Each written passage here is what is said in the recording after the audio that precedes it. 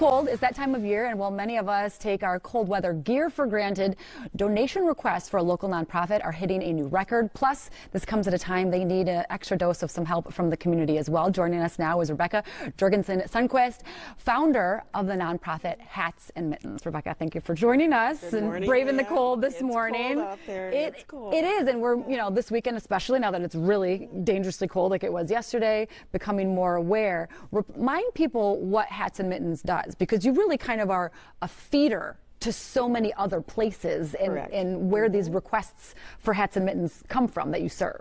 Well, we started Hats and Mittens 27 years ago, and I was downtown Minneapolis. It was a cold day, and I noticed a family that had summer clothing on. They were an immigrant family, and I thought, my goodness, this doesn't have to happen.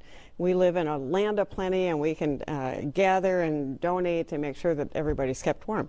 So started a nonprofit, and it's burgeoning, and now we're up to giving away 25,000 sets of hats and mittens. Wow. We've given away probably 1 million sets of hats and mittens in 27 years. So. 25,000 sets in one given winter. So a hat and mitten set. And you said this, at this point in the year, you already are hitting a record for the number of requests. And these requests come from what? Schools, police departments, all sorts of places that have hats and mittens on hand for people. Schools and youth groups and churches or anyone involved in any kind of missional work.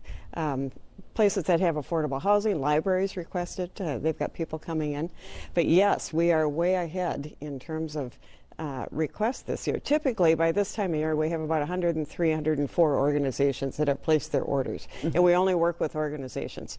Well, this year, we're over 140, I think, moving up to 150. So we're going from requests for 17,000 sets of hats and mittens at this time of year to almost 20,000. Wow. And that was before yesterday. Oh my So goodness. we're expecting it to be a little bit crazy this coming week. And so, of course, you're looking for the donations. Not only people that can give, monetary donations and help you go out and purchase things, but you're looking for, if anybody has a new set sitting around or maybe a gently used set, they can donate those. And you also have some people that knit things, right? Yeah. Well, Leah, there's 3 ways people can help us. Of course, they can give us a financial donation. And because of a wholesale relationship we can buy a really nice hat and mitten set for about $5. So with hats and mittens, your donation goes a long ways.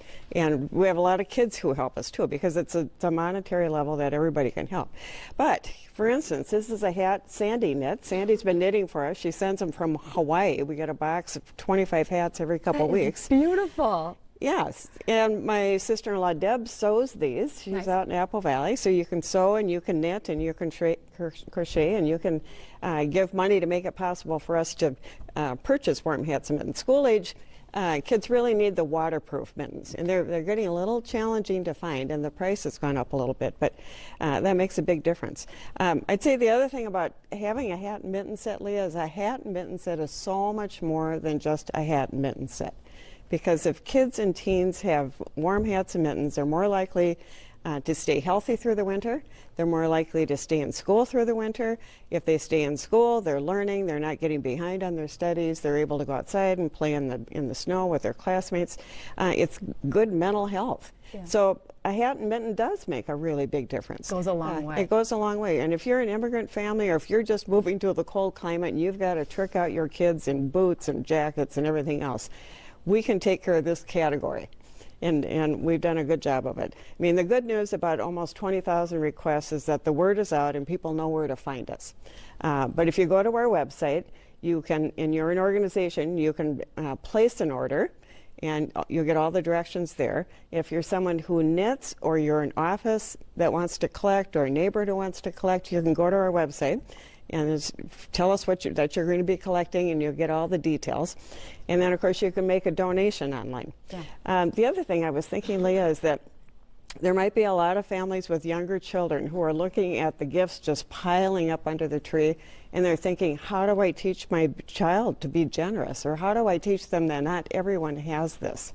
Well, give them some gear. This is a great way to teach your kids about being generous. Yeah, well, we'll make sure we get that website on our website, hatsandmittens.org, right? Correct. And also, you're looking for we're out of time, but you're looking for a new location. So if you have some office space or some warehouse space in the West Metro, also reach out to Rebecca. Thank you so much. Yes. Happy holidays. Thank Stay you so warm, much. and Thank you. for keeping so much of our community warm as well. Thank you. Thanks for the opportunity. Thanks for our knitters and our collectors. Yeah. We couldn't do it without our team of hundreds helping. It takes a lot of people.